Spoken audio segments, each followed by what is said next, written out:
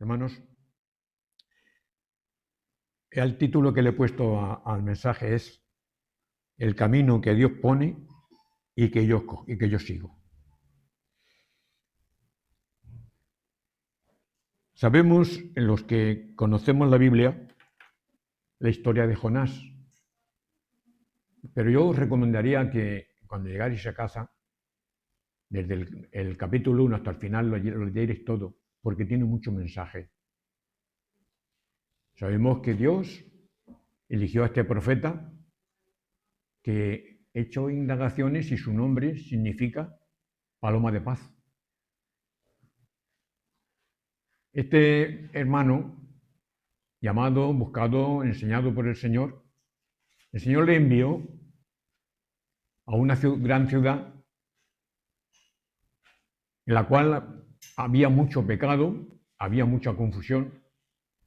Y este hermano, pues se atemorizó, no confiando en que Dios, cuando nos envía a un lugar concreto, Él está con nosotros. Pero este hermano, en vez de ir en dirección correcta, donde Dios le envió, pues ya sabemos lo que hizo. Se fue en dirección contraria, se metió en un barco y ya sabemos lo que pasó en el barco, aquella tormenta tan profunda. Aquellos marineros empezaron a hacer indagaciones, a ver por qué, tal. Tiraron todos los utensilios que llevaban. Y ya sabemos, el capitán bajó a la bodega y se encontró a Jonás allí. ¿Qué haces tú, dormilón? Empezaron a hacer averiguaciones, empezaron a orar cada uno por esos dioses incomprensibles y llegaron a la conclusión de echar a suerte saber de dónde venía el mal. Entonces, Jonás fue sensato, fue sincero y dijo que Dios le había enviado y que él había desobedecido por falta de fe y seguridad en Dios y en sí mismo.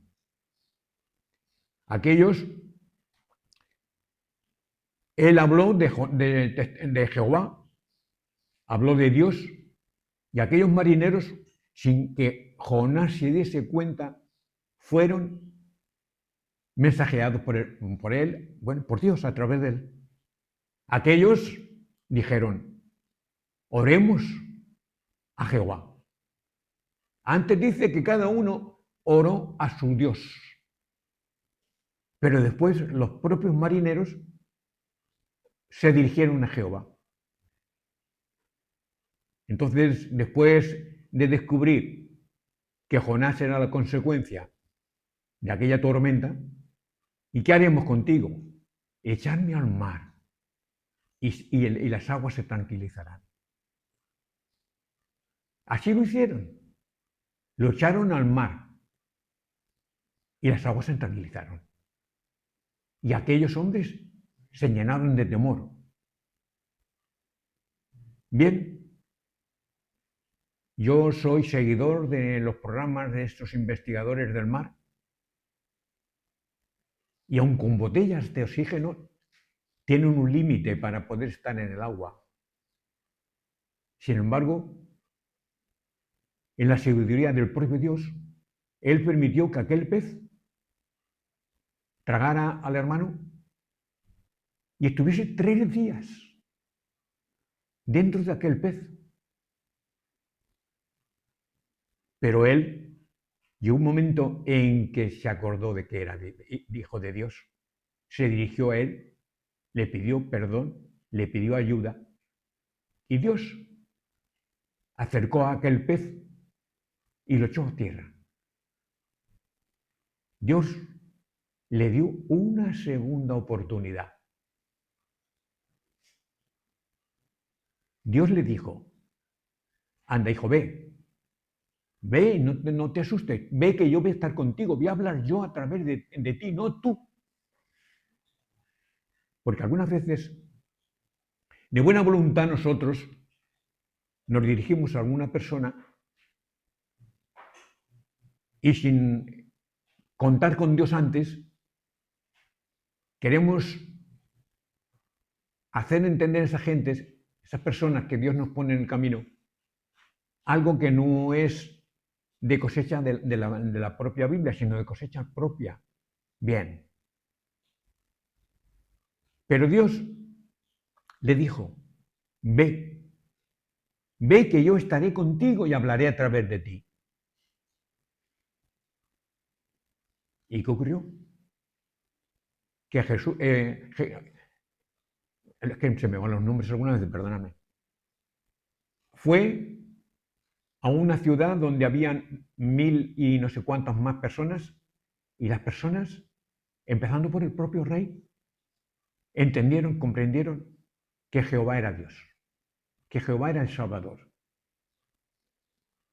Y se convirtieron muchos. Y aún Jonás se enojó. No te lo dije yo que se iban a convertir. Dios les dio una segunda oportunidad, hermanos. Dios nos da una oportunidad. Los que no estéis aquí y no me conocéis, no lo sabéis, pero yo durante bastante tiempo estuve yendo a prisiones, estuve colaborando con toxicómanos, y Dios les da a esos toxicómanos, les da una oportunidad. Algunos están en el centro y al ver que les ponen unas normas, abandonan y se van.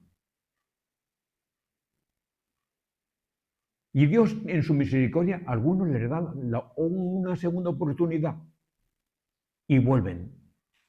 Pero otros no buscan la segunda oportunidad. Pero hermanos, cuidado. Cuidado porque Dios nos puede dar una oportunidad, dos, y nos apartamos.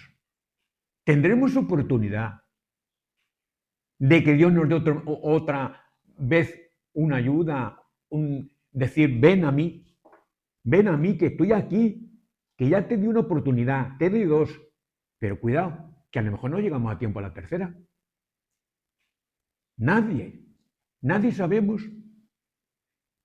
cuándo el Señor tomará la última decisión para acabar con toda esta maldad, con todo este pecado, con toda esta situación humana que en este planeta estamos viviendo. Pero sí sabemos que un día nos va a pedir cuentas a nosotros. Se va a pedir cuentas a todo ser humano, pero sobre todo a nosotros. Los que andábamos en el mundo, en lo que nos parecía que incluso haciendo daño a los hijos, haciendo daño a los padres, a la esposa. Y Dios sale a nuestro encuentro y nos da una oportunidad. Y cuando nos da una oportunidad, pues nos tira al mundo y volvemos. Cuidado. Cuidado.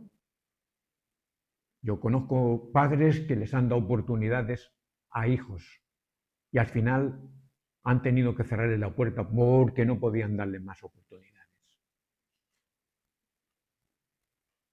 Jonás entendió que Dios era poderoso, pero aún se enojó. Acordémonos de la famosa calabacera y acordémonos de lo que el Señor al final le dijo a Jonás. ¿Tú te enojas porque la calabacera ha sido secada? ¿Te enojas porque estos se han convertido?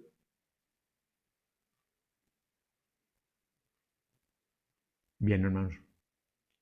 Yo quiero deciros que a todo lo contrario que Jonás, el hermano Felipe estaba disfrutando en un pueblo, predicando, donde la gente se convertía. Todo lo contrario que Jonás. Y Dios le dijo, ve. Y llegó por el desierto hasta Etíope, y el etíope iba leyendo, y Felipe se acercó al carro, Y aquel hombre, Felipe le ayudó y entendió lo que estaba leyendo, el hombre se convirtió e incluso pidió el bautismo. Todo lo contrario. Jonás lo que no quería era exponerse con miedo, que no sé qué, falta de seguridad, falta de fe en el propio Dios. Pero sin embargo, Felipe se dejó llevar por Dios. Y después de aquello, uno por uno, Dios envió a Felipe. Felipe volvió a su trabajo y seguía predicando. Y tenemos a Pablo. Pablo, en su jactancia, el Señor le permitió que Pablo estuviese entre aquellos maestros, que se formara con los errores que en esas personas tenían. Y cuando Dios lo vio pertinente, cuando los hermanos dijeron, es pertinente que nosotros elijamos uno que ocupe el puesto de Judas. Y lo echaron a suertes. Y eligieron a Matías, y la Biblia habla muy poco de Matías. Y Dios, en su sabiduría, llamó a Pablo. ¿Y de qué manera? Lo echó a tierra en su orgullo, creyéndose que lo que estaba haciendo era lo correcto. Pero ya Dios a Pablo lo tenía elegido, preparado. Pero con toda la preparación que tenía Pablo, acordaos lo que dijo. Todo cuanto sabía lo tengo por basura. Y también dijo, ya no vivo yo, mas vive Cristo en mí. ¿Nosotros podemos decir eso? Nosotros podemos decir, ya no vivo yo, mas vive Cristo en mí. Todo lo que sabía de títulos, de Biblia, que desde el principio hasta el final me las sé todas. Pero, cuidado, desde el principio al final, desde Génesis hasta el Apocalipsis me las sé todas. Pero la estoy poniendo en mi corazón, en mi vida, como marido, como padre, como abuelo. ¿Qué ejemplo están pudiendo ver mis hijas, que tengo 3 y tristemente solamente una está en la iglesia, se reúne en la iglesia? Incluso como maestra de escuela dominical, colaboradora, pero las otras 2 tuvieron su oportunidad. Tanto la mayor, su marido, y la del medio, su marido. Tuvieron su oportunidad. Y por circunstancias concretas, abandonan. Y yo sigo este camino, me separo de mi marido, porque ni yo cedo, ni él cede. Yo culpo a él me culpa a mí, y los dos tienen la culpa de que sus 3 hijos no se interesen por Dios. Qué fuerte y qué triste. Qué fuerte y qué triste. La del medio, pues X. Dejó la iglesia, lo dejó todo y vive su vida. Y otros 2 niños, ya jóvenes, que tampoco tienen interés por la palabra de Dios, por Dios. Cuidado. Cuidado que Dios nos dice, ir por todos los caminos, por todos pueblos y naciones y predicar el Evangelio. Está bien que vayamos y prediquemos el Evangelio. Pero como ya he dicho aquí algunas veces calladitos, con que la gente puede decir, ¿qué tiene este ahora que antes no tenía? Este que siempre andaba por ir de fiestas y con juergas y tal y cual, y ahora fíjate.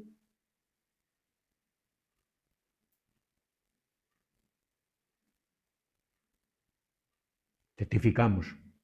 Bien. Yo hace ya años que me convencí que no se trataba de llevar gente a la iglesia, al grupo, que debiéramos ser la iglesia, el grupo, debíamos ser la iglesia de Cristo, el pueblo de Cristo, que algunas veces no se ve muy claro que sea el pueblo de Cristo donde nos reunimos. Por costumbrismo, por, yo digo, tú dices, y algunas veces deja mucho de desear. No hablo de este grupo, hablo de todos los grupos, de todo lo que debíamos de ser las iglesias, como Pablo a través de Corintios nos enseña, nos habla de las iglesias y tal. Yo creo que ya es hora de que nos paremos individualmente, varón y mujer, mujer y varón, joven y anciano. Que nos paremos y digamos, ¿qué dice mi vida? ¿O qué ven la gente en mi vida que les puede interesar por mirar a Dios, por buscar a Dios y dejar a Dios que nos guíe y nos lleve por el camino que Él quiere? No por el camino que yo quiero, que creo que es, no. Yo me puedo apartar de este camino y coger este, pero estar acordándome de aquel, uy, que bien me lo pasaba yo. Cuidado, el Apocalipsis habla claro. Nación contra nación, pueblo contra pueblo, padre contra hijo, hijos contra padres, hermanos contra hermanos. Estamos viendo que casi lo que nos dice el Apocalipsis es lo que se está viviendo estos últimos 50 años para acá. Cuando el famoso Franco perseguía a la iglesia, decíamos, oye, es que cuando se tenían que reunir en casas a escondidas. Y luego vino Franco y nos dejó abrir la iglesia en Albacete. No nos dejaba mucho vuelo, pero nos dejaba que nos reuniésemos. Pero hermanos de la iglesia de Albacete y de otras iglesias estuvieron en prisión. Perdieron sus trabajos. Algunos empleados de banca, abogados, y perdieron sus trabajos. Hermanos, yo estoy triste. Me pongo en oración y estoy triste porque mis 5 nietos están apartados del Señor. No es mala gente, no se drogan, no hacen gamberradas, pero están en el mundo y no están a los pies de Cristo. A propósito de los pies de Cristo. Cuando prediquemos a alguien, eso no lo dice la Biblia, lo digo yo. Cuando prediquemos a alguien, no intentemos llevarlo de inmediato a la iglesia, a la congregación. Llevémosle primero a los pies de Cristo. Llevémosle primero a los pies de Cristo. Sí, le podemos dar testimonio de cuando yo era así y ahora el Señor me ha dado la oportunidad de ser así. Yo le he puesto al mensaje de hoy el camino que Dios pone y el que yo sigo.